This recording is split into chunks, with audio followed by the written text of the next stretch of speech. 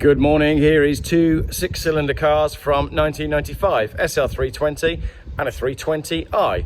Let's go take a look at the SL. So it's a 6-cylinder automatic. It's looking a bit sorry for itself because it's been sat in this yard for a week or so and clearly something's been walking all over it, but it does clean up quite nicely. I've got rusty front wings, but it's just a wing. I've got some badger damage where Aid ran over a badger, missing the towing eye cover, but I believe I've got one of those in the boot. Bumper is slightly misaligned, so it's 95 on an M-Reg. This side, again, bumper probably could use a little bit of paint. Front wing is not fantastic at all, but this is a cheap Mercedes-Benz SL. It's a straight car, it's an honest car, it's a 4-owner car. It's been in the same family for most of its life. Sahara rain. A little bit of lack appeal on the hood, on the hard top there. Rear is all right, so it's not too bad at the back at all. So if you stand here, it looks beautiful. Not a bad car at all, drives very, very well indeed. Just a bit like that one, to be honest. It needs a little bit of cosmetic love. It could do with a little bit of time and money spending on it just on the cosmetics, because mechanically it's okay. Now, the roof doesn't come off at the moment. Actually, that's a lie. The hard top will come off. All you do is you switch the ignition on, you pull that button backwards, that releases the locks on the roof at the front and the back, and then you can just lift it away. So it's a two-man job to lift the roof off. However, at the moment, the soft top isn't going on and off because there's a problem with the window regulator. It's a relatively easy fix, I'm told. Aid, who I had the car off, gave me all the detail about it, but I've done nothing with it because I don't intend to do anything with either of these two cars, to be honest. They're both on eBay at the moment. Overall, I think it's a cheap SL. Needs a little bit of no more nails, as you can see. Could do with a speaker grill there. Just wants a weekend spending on it, basically. Just clean it up, make it really nice. 160,000 miles, but it drives beautifully. So I'm going to take you for a little drive in it, just to show you that it drives beautifully. And then we'll pop it back down here and leave it there. I've actually got another Mercedes arriving today as well. So we'll go and have a little look at that, and let's get out this wind and these crazy skies. We don't talk about crazy skies on this YouTube channel. This channel is just for cars. Right then, for my second video of today, this is the Mercedes-Benz SL 1995. Now, this shape Mercedes-Benz is known as the R129, that's the chassis code. The R129 was made between 1989 and 2001. This SL itself sits on a great lineage of heritage of previous Mercedes-Benz generations. Prior to the R129, that, as I said, arrived in 1989, we had the R107, which was built for 18 years, 1971 to 1989. That was the first SL with a V8 engine. Before the R107, we had the W113 Pagoda, first 230 SL, then 250 SL, then 280 SL. The Pagoda itself sat on the back of the 190 SL, which was a sort of watered down version of the 300 SL Roadster, the famous race car with a sort of ladder frame chassis and very expensive gull-wing doors.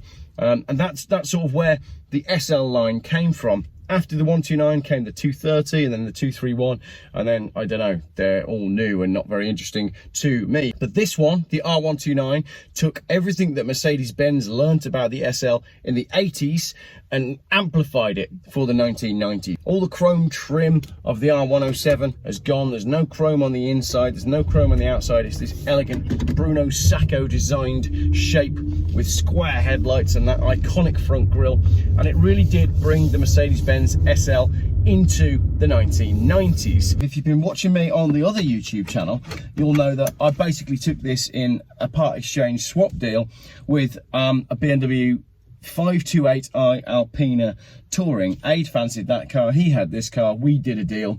Not gonna lie, this SL doesn't owe me very much money at all. Initially I was concerned about the condition. However, it's only cosmetics. This car recently was involved with an altercation with a badger. Don't know about you, but I suddenly fancy some mashed potato. But when you get into an SL for cheap, it doesn't really matter. And when I drove the car for the first time, I was like, oh, okay, it's fine. Because actually this car drives really well. And it does. It's been sat for 10 days. Fired straight up this morning. Electric seats. It'll wobble for a little bit just because I've only just fired it up, but I took this car on a 60-70 mile run last week I filmed all of it. None of the footage was any good. It actually drives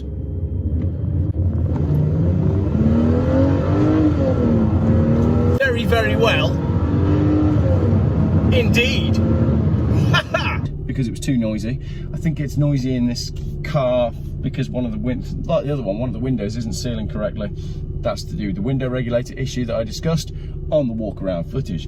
Electric seats and everything seems to work. Locking and everything seems to work. It's old-fashioned vacuum locks. Love it. Like the old R107 SLs. Ignore the stereo because a friend of mine's having that. The stereo that's going in this is a standard Mercedes one with a tape player, if I can get it out. Matt, who I had that BMW off, wants this stereo, and fair enough. Inside I've got automatic air conditioning, heated rear screen, a button that brings the roll bar up. There's no way that's going to work, it's an old SL. Oh, it does as well.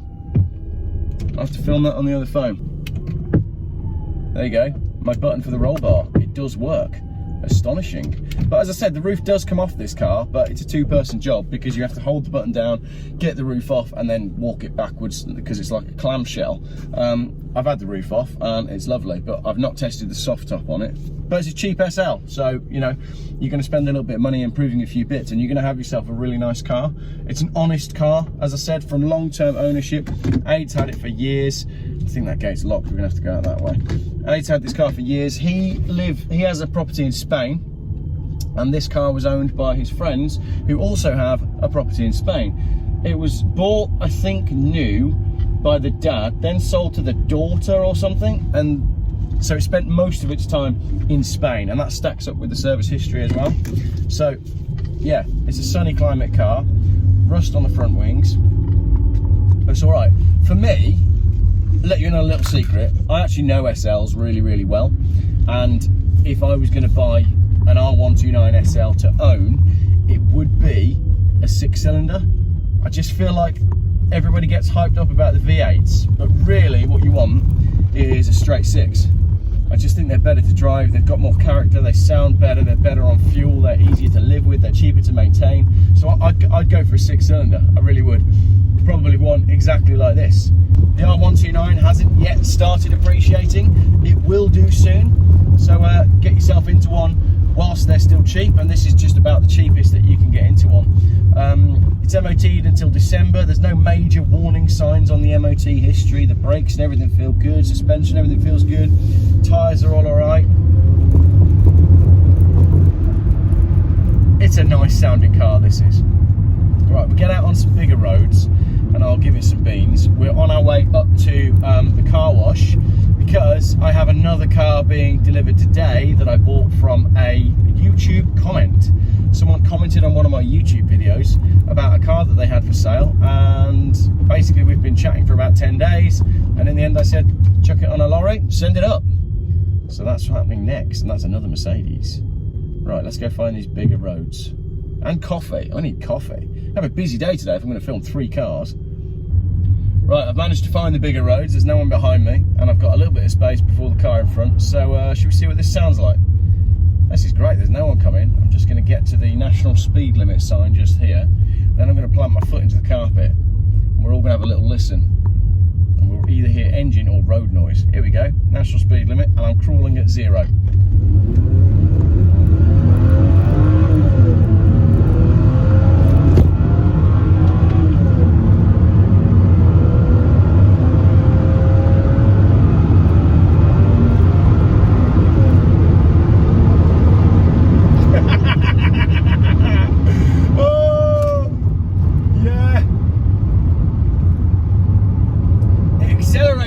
Beautifully up to exactly 60 miles an hour.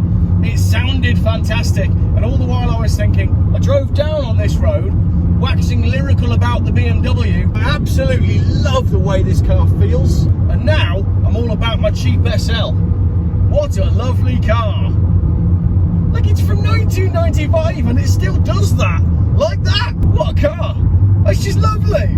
That's what I like about these older 6-cylinder SLs. People get all worked up about owning an immaculate car. Don't worry about owning an immaculate car, just worry about owning one that works and that you enjoy driving. Now that I'm in the car, I rusty wings, I can't see the badger damage, I can't see the faded paint. All I'm seeing is the rev meter bouncing around like that and the speedo going up towards realms of the place where you're definitely going to lose your driving licence.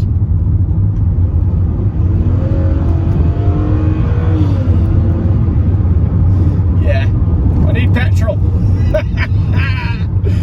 What a car. What a car. Alright, I prefer this over the BMW. Hands down. I like the BM, but this is special. This is special. Do you know what else is special? These skies. The skies today are special. But we don't talk about that on this channel. Could be a little bit like Joseph Lloyd Vehicle Consulting, can't I? The way he sells mugs that say we don't talk about diesel on this channel. I could do one that says we don't talk about the skies on this channel. There is no geoengineering on the... Stop it! Just the cars! Stick to the car stuff. Cars only. There you go, look. You go somewhere posh in a car like this. Maybe if it was a little bit further cleaned up and no one would know that it's a couple of £3 grand. It looks all the money. Because it was back in the day. This was a 70 grand car. Beautiful. Love it. What a great drive that was. Quick drive, but a fun one. Right, let's edit some video.